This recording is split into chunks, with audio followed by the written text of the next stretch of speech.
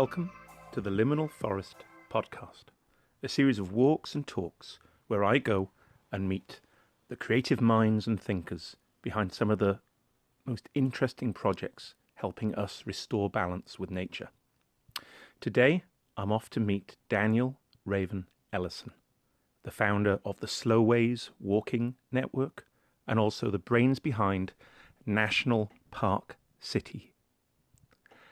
Daniel is down in Exeter, and so I headed down to meet him, and there we took a train down to a little village called Topsham, where we started our walk.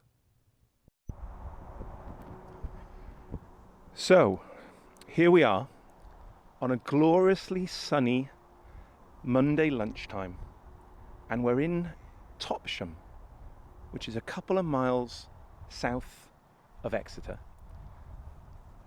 And I'm here with Dan Raven-Ellison, who's very kindly offered to take me on a walk that I think is part of the Slow Ways routes. Dan, tell me why we're here and what are we looking at the moment? So we're in Topsham, which is a very, very, very old village. People were building ships here hundreds of years ago. It was one of the most important shipbuilding sort of communities for a long time. And we're on Top Exe, which is one of the Slow Ways walking routes connecting Topsham to Exeter, the city where I live. And we're currently stood on the banks of the Exe, part of the Exe estuary. And we're looking out across some very large reed beds. And going on top of the reed beds is a rather glamorous M5. And to my back is suburbia. And we're just going to follow the river slowly upwards towards Exeter, going upriver. So yeah, Dan, just tell me how you got into doing what you're doing. Well, I used to be a geography teacher, and I think geography is an extremely important lens for making sense of who we are, our place in the world, and then how I guess we're connected to some of the biggest challenges we face in the world at the moment. Both challenges for us as individuals, just trying to navigate the world, but also these big societal and environmental challenges we face as well. And so I've always been very interested in how we can use geography and storytelling and adventure as a way to better understand how we can tackle some of these challenges, but also how we can enjoy ourselves at the same time quite often as well. And so a lot of my projects spin off that. After about 10 minutes walking, the path we were taking got noticeably smaller and actually started hugging the riverbank of the Exe. It was muddy underfoot. Dan negotiated it with aplomb, whereas I squelched and slid left, right and centre, hoping to keep my balance and not fall flat on my face into the mud marshes. Then, there above us, we came across a huge motorway, the M5. Dan, we're walking along here and we got the M5 and people would have done this for centuries, wouldn't they? I think people have probably been walking along the Exe looking for food for thousands of years, I should think. And actually, I think the juxtaposition of the M5, some people might think that it somehow detracts from this environment, but I think it only highlights that history further and adds a bit of additional perspective to it. So I think the M5 adds to our journey to some extent somehow. We're truly at a crossroads at the moment. And we have the M5 in our rear now. We can't hear it so much. We can still see some cars, a steady stream going over, but we're in a lovely little path here, full of reeds. And just describe what we're seeing and where we are. Well, we're further down the route now, and I don't know if the mic will pick up on it, but we're in this beautiful reed bed with the wind hitting it along the top of the reeds, causing a commotion of a wave every few seconds as the sort of reed beds sort of clash together. And there's a beautiful sort of silveriness of them all, both in terms of the reeds themselves, but also the seed heads as well, like gorgeous silver colours. Yeah, it really is quite impressive and just kind of amazing how you just have to walk just a little bit off the beaten track and you're in the middle of nowhere. Dan, we were talking, you had those years you were working as a geography teacher and that informed some of the thinking that have moved on to some of the other projects that we're going to talk to. Just tell us when you finished as a geography teacher, kind of what was inspiring you? What were you trying to achieve? Well, I think a big reason why I became a geography teacher was because I wanted to work with people around various different social and environmental challenges we face in the world. And while working in a school with young people was absolutely brilliant work, I became fascinated by a school of thinking that I sort of developed with some colleagues around guerrilla geography. And guerrilla geography? Guerrilla geography. I love it. What is it? It's not the study of gorillas, although that could be involved. Guerrilla geography is radical, alternative, surprising, extraordinary geographies that I think are often very fascinating. And many people will be familiar with the idea of guerrilla gardening or guerrilla art, which is where artists or gardeners, bring us delight or challenge us to think differently about places, often by taking things out of place and putting them somewhere new to help us make new neurological, emotional, cultural, political connections in our minds. And many people will be aware of Banksy, who is a street artist who will replace a grenade in someone's hand for some flowers, for example, this kind of thing. And it just gets you thinking differently. And so many of my projects now are using the same ideas, same thinking around taking things out of place to make new connections so that we can see the world in new or different ways. Now, Dan, does that mean is that going traveling all around the world to really exciting new places all the time? Or is it more a philosophy of what you can do around here? It's definitely, it can be completely either, but it's definitely a lot of it is about being rooted in where you are as well. I mean, one of the first big projects that I worked on with the Geography Collective, which was a group of artists, academics, therapists, a range of people from different sort of fields of thinking, was a project called Mission Explore with a group called the Geography Collective. And what we would do is create books and websites with provocative challenges to get children and adults to explore and see the world differently. So things like, for example, seeing who can photograph the most beautiful poo, which was accompanied by an incredible illustration of a giant chocolate ice cream, for example. Or seeing who can investigate the murder of an animal, both sort of challenging our ideas around whether or not an animal can be murdered, what is in fact an animal as well, but then also thinking about the science and geography behind where you might work out, who decapitated that chicken, as an example. And then other sort of quirky challenges like, can you cross Trafalgar Square without getting a single bird into a flap? And these are all things that are super fun to do as children and as adults that are deeply rooted in geography and place, but also get us thinking differently about the world as well. And how are you challenging? What is the challenge you're asking, whether it be a kid or an adult, when you're thinking about things like that? How are you trying to get them to think differently? Well, it depends on the issue, but I think that quite often we see these sort of rather perverse things in our society that by thinking differently about them helps us to confront those issues. So one of the most radical pieces of guerrilla geography that I was involved in very early in the days of the School of Thinking was with a couple of academics where we went out to outside the US Embassy in central London. And at the time, George Bush Jr. was saying that waterboarding was completely fine. It wasn't torture, it was completely fine, don't worry about it, nothing to see here. So we went to the US Embassy and held an international waterboarding championships outside the US Embassy by a sign that coincidentally said no ball games. And what we were doing is we were taking this thing that was done in secret spaces but allegedly public and okay, and putting it into an overtly public place and saying, right, how do you feel about this? And actually it was interesting that some of the Christian media in the US took the photographs and did some quite big pieces on the fact that this artistic practice we were doing was being carried out. So I think that whether it's investigating the murder of an animal or whether it's challenging torture, by recognizing that it's there and thinking differently about it, you can begin, I think, to sometimes make progress on some of these issues. It's interesting, isn't it? Because a bit of what you're talking about there is geography as space and things that happen in a certain space that maybe are associated with it or are accepted. When you take it out and you put it in another space, you're asking people to look at it from a different point of view and challenge maybe kind of what has been accepted thinking in that way. That's completely spot on. I mean, I think everything happens somewhere. And the challenge is to understand your perspective on that thing and your place and your role with those things so that you can hopefully make progress on those issues, whatever they are, is the way that I see it. So geography is extraordinarily powerful. And, there's lots of talk at the moment about, for example, in the curriculum, having a natural history GCSE to help children become more connected with nature. And I think that's absolutely fantastic, by all means have those kinds of things.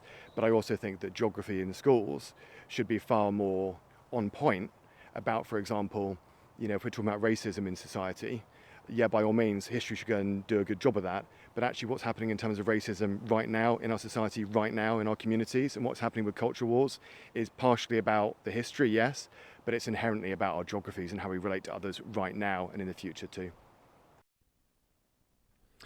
We walked a short distance further up the River Exe, and the conversation turned to Dan's new project, Slowways. One of the reasons, apart from wanting to meet you anyway and learn more about you and the work you've done, but one of the big projects you're involved in at the moment that frankly has really captured the public's imagination is Slowways.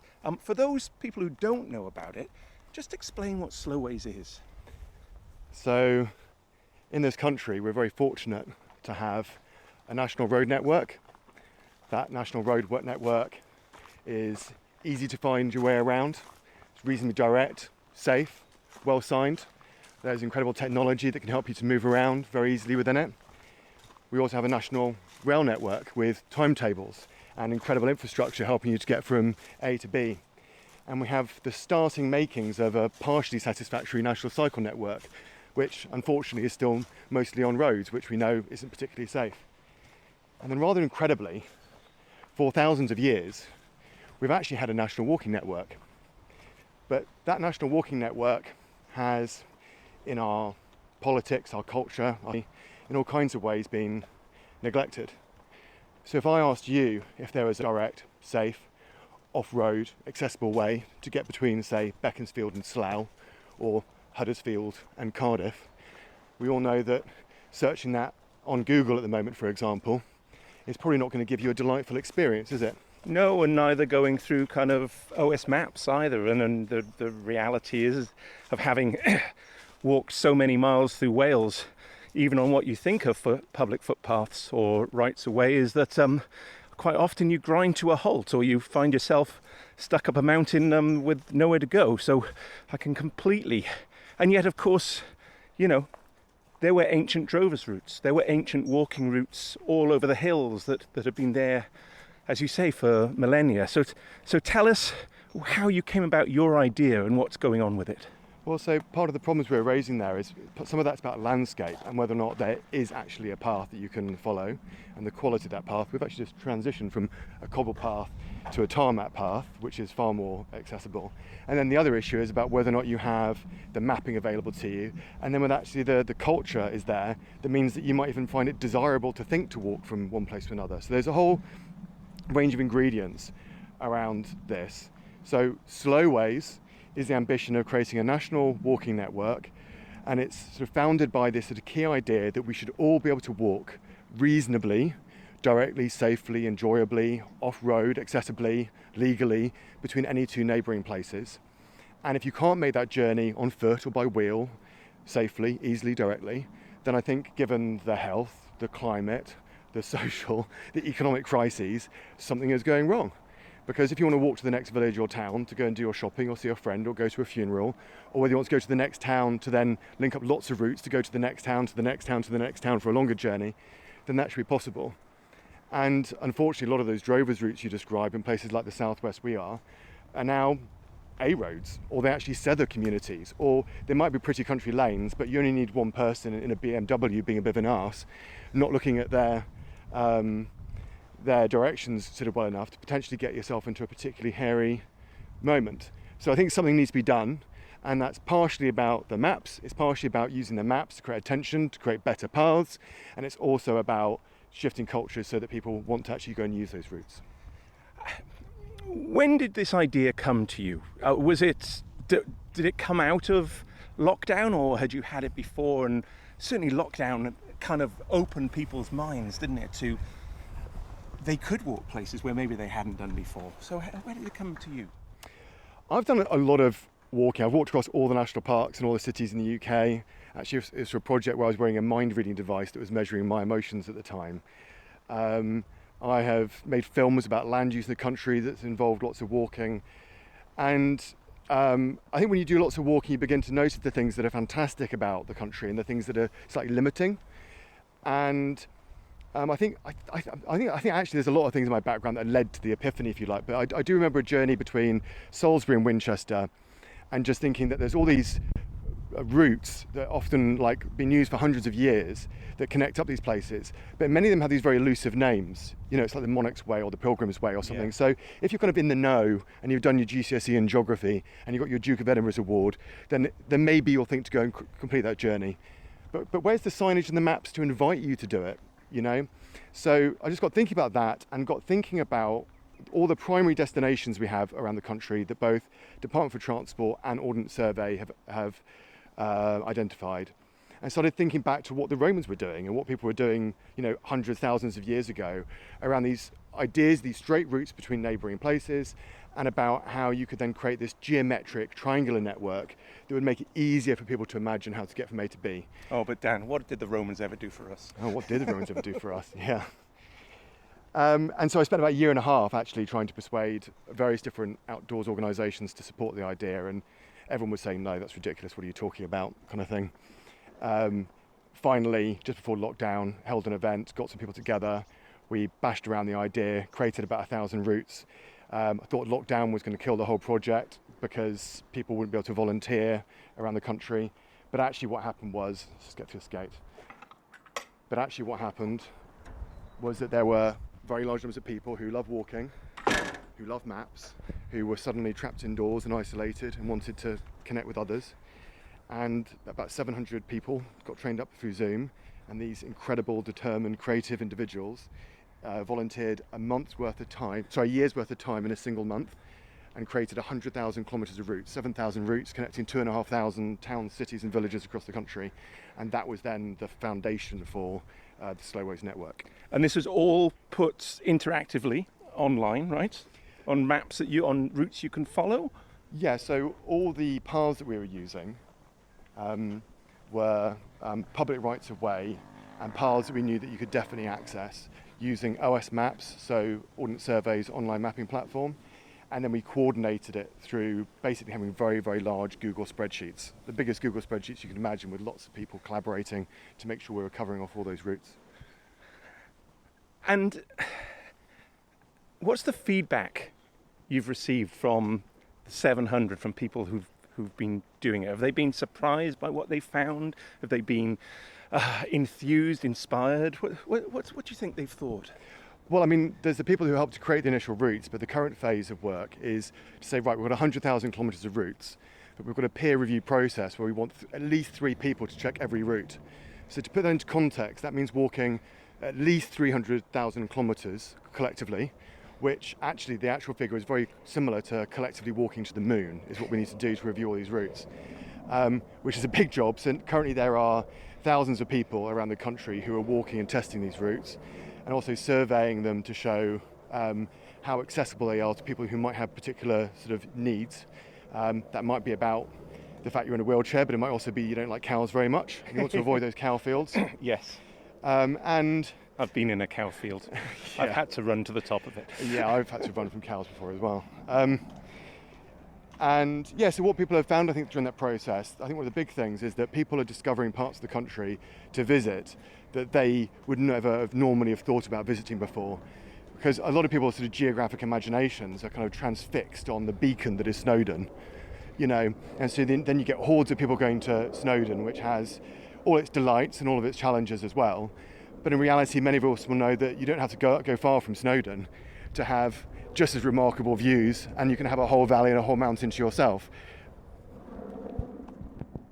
It's fascinating that you're talking about, that half the world, it seems, went up Snowdon this summer and queued for, an hour or so to do it. But essentially what Slowways is doing is actually, it seems to me, a little bit kind of enabling that kind of philosophy of guerrilla geography you're talking about, that it's not about going to one big space. It's about finding your own roots. It's about finding the genius, the beauty around you on your everyday.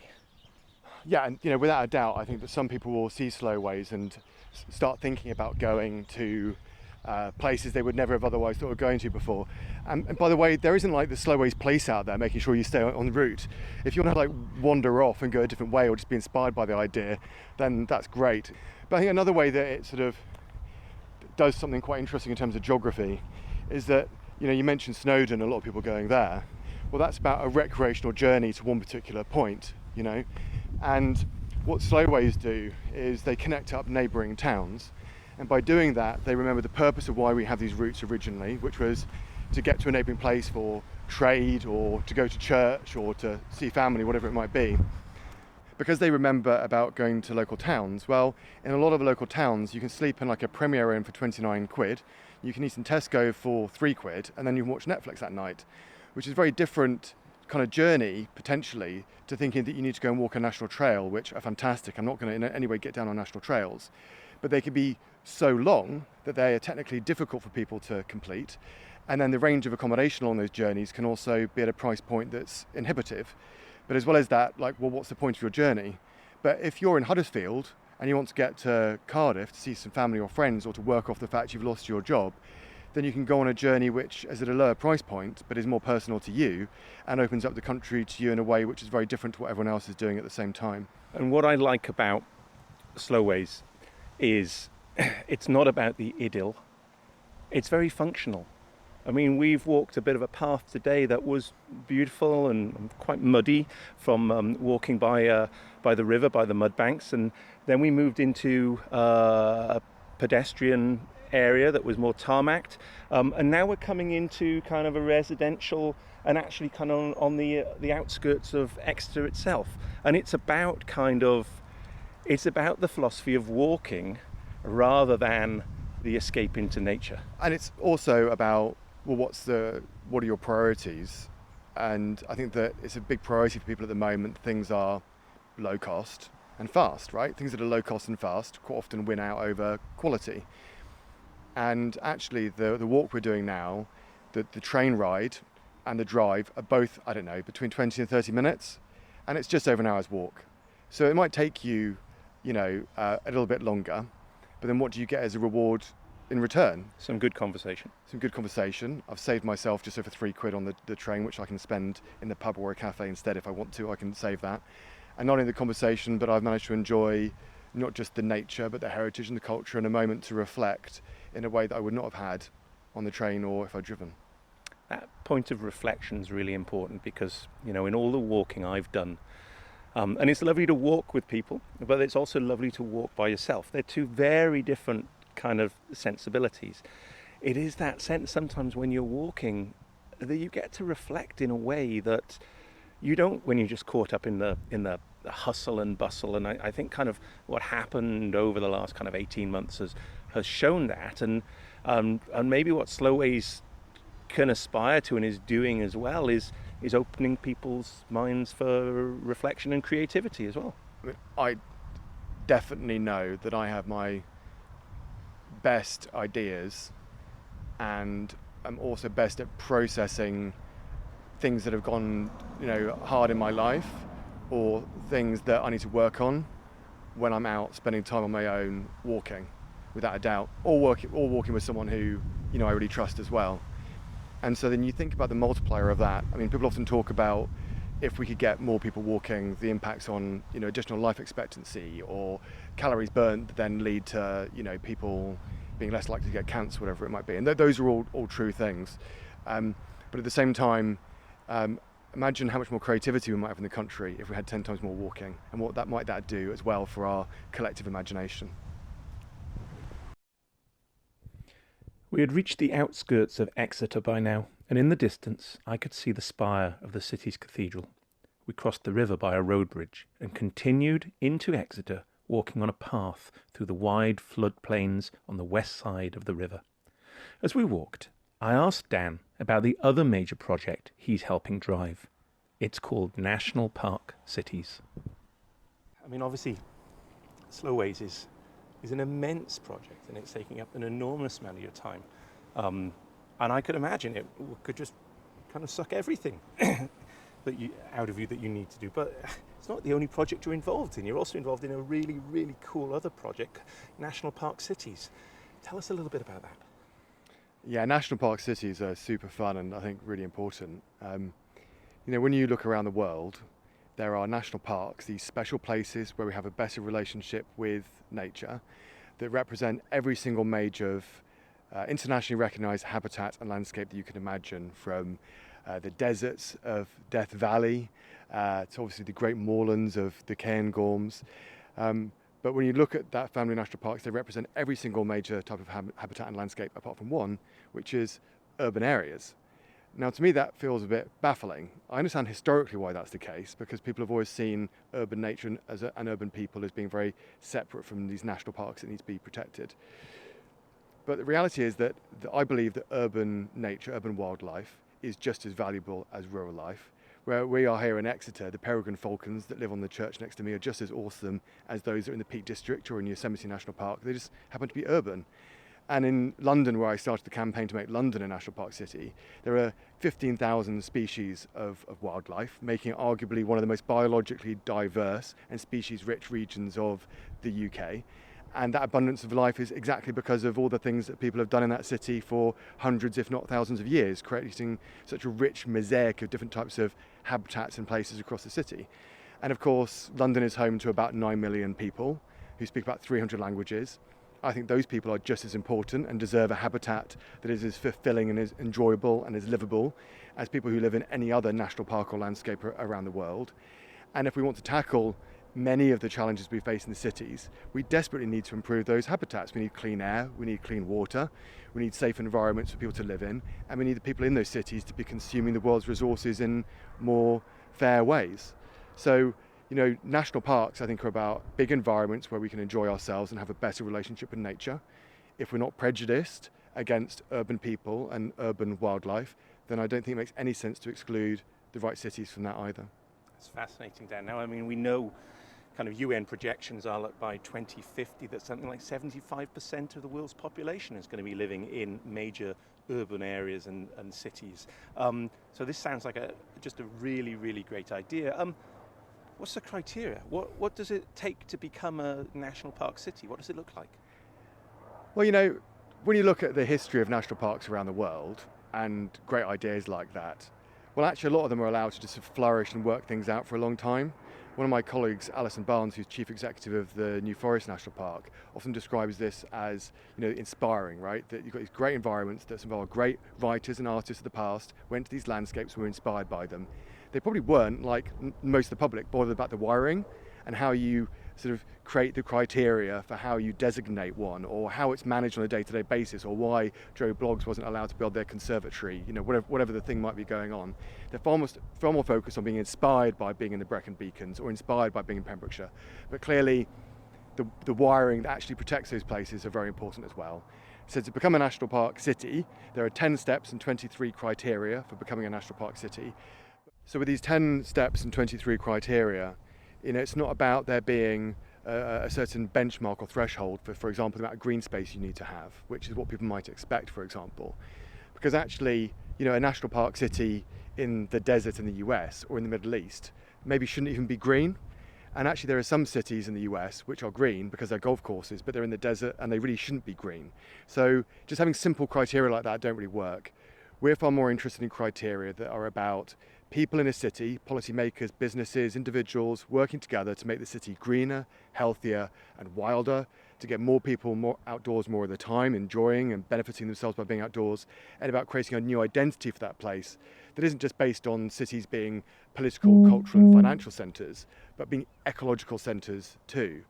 And so it's not so much about what you have been fortunate enough to inherit from previous generations.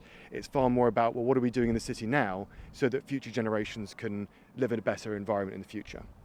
And do you think when you see that and you see cities and we look around and development and things, do you think we are being good ancestors, to use that phrase? Are we doing what maybe our kind of forebears used to do, is actually kind of planning ahead and thinking, or are we just living too much in the moment? And is that what National Park Cities is trying to achieve? Well, let's be generous here. So when you say we, yeah, there are millions of us who are completely bang on trying to do the right things whenever we can and have the vision and the ideas and the practices and the relationships to do really great things in this world. But yeah, quite clearly the balance is wrong, and there's a larger we, which is currently destroying much of the planet, which is why we face many of the crises we're in now. But what I find interesting is that if you were to go back a couple hundred years, we had ancestors, in Wales and England and Scotland, across most of Western Europe, who were designing cities knowing that many of their interventions, whether it was creating new parks or planting trees, wouldn't come to fruition for 1, 2, maybe 300 years, which is why we have many of the great parks we now have in our urban environments. But you've got to question, what are we doing now that is equally as ambitious? When we build new extensions to cities in big sort of suburban estates, are we creating grand parks? Are we planting lines of fantastic oak trees that will be around a couple of years later? What are we doing? And I'm not sure that we do have that same level of ambition that people had then. Equally, we're much better at other things as well, which is why our health is better and we're living longer and all those kinds of things. So if we could some of that kind of ambition for our urban environments with the knowledge and know-how we have now, I think our urban environments could be extraordinarily better places to live within our lifetimes. So why do we need these parks then? Just to play devil's advocate here, it's some developers might say that the fabric of the city is the number of office buildings we put up. It's the revenue that we're going to get from the businesses that move in there. From the idea of a national park city, what is the role of a park in the overall fabric and well-being of a city? Well, the first thing to say is a national park city isn't about a park within a city. It's the entire urban conurbation and everything in it, right? It's all the pigeons, all the grey space, all the green space, everyone's gardens, Even private the or public. Pigeons? Yeah, even the pigeons, all the grey space, all the green space, it's all included. And then you think about London, for example. London's a city where, I think it's something like 1 in 7 children haven't played outdoors at all with their parents in the last year in a green space or an open environment. That has impacts on their physical weight, their mental health, their well-being, and so their creativity, their productivity, the ability to deliver for that city, as well as all those things that's so important for those individuals. There are hundreds of thousands of properties in London that are at risk of flooding, something which is only becoming worse with the climate emergency. There are about 10,000 people who die each year because of air pollution. I could go on and on and on. The point is that while we've made great strides in so many areas, ultimately there are all these threats that our cities and urban environments face. But the strange thing is that in many of our urban environments, whether it's Exeter where I live or London or where you live in Cardiff, actually we have the people, the technology, the ideas and the solutions to tackle many of these challenges. But they're not being scaled up quickly or equitably enough across our cities. And a really good example of that might be the simple innovation of letting children play on streets or having trees on roads in poor parts of the city as well as wealthy parts of the city. And these are, these ingenious technologies that have existed for a very long period of time, but the policies and the culture in cities are just slightly broken in terms of enabling that to happen. So I think what the National Park City can do is not only inspire some of those practices and help people join up to tackle some of those problems, but it also creates a very interesting tension where, because people's hopes and ambitions are increased for that space and they're aware of what's possible, that creates a tension that I think it makes it more likely that we see those solutions, come true. Isn't it? It's a little bit like the whole idea of reconnecting, restoring balance with nature, and in an urban environment, it's about making people invested in their own cities, that they're part of it, that they're embedded in the fluidity of life in them, not just human life, but kind of nature, but trees, environment, and how it all works together rather than it just being them in something and the city moves around them. I think that's completely right. And in that last question you were saying about, what's in this for business? We've got to remember that businesses are made up of people and people with children. And those people in those businesses who have children also want their kids to have a nice city to live in. They want to have clean air, clean water, a nice environment to hang out in. And many of the most effective businesses in the world recognise that and know that if they want to have the best workforces that are healthier and more creative, then they need to have great environments to live in. And many of the leading property developers in London recognise that. And of course now many of the office spaces are investing in things like green space and nature and those kinds of things because it's what people are demanding.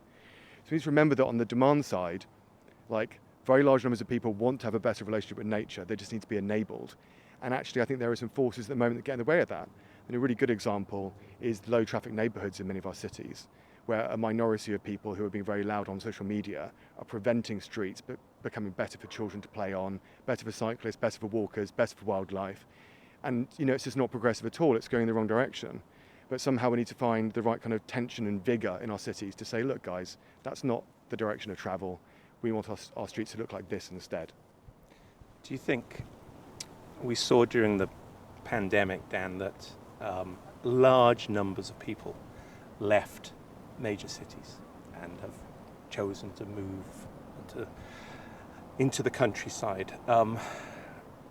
Some of those people will come back.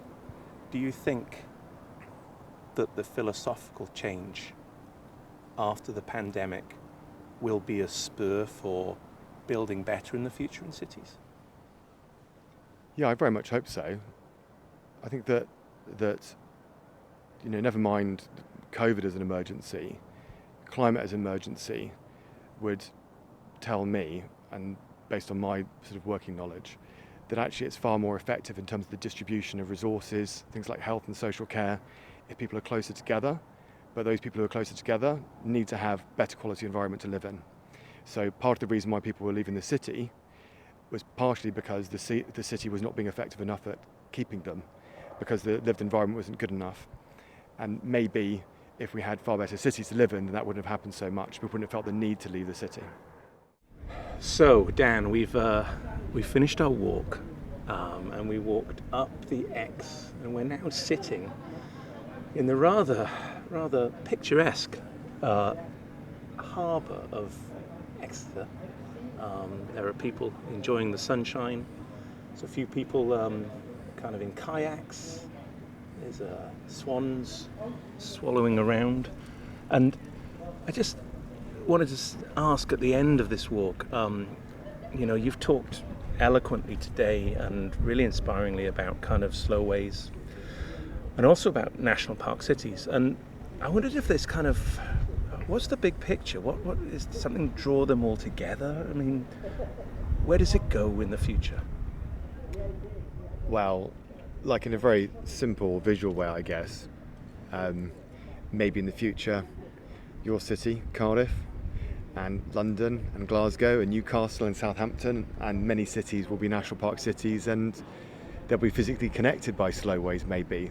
That was never the intention with setting up the two projects, but I quite like that idea. But I think the bigger connection really is that I think that many of us are very anxious at the moment about the climate change and the sort of state of the world really. I think it's very easy in that anxious place to be very concerned about many of the problems we face and feel like there's not much we can really do about them.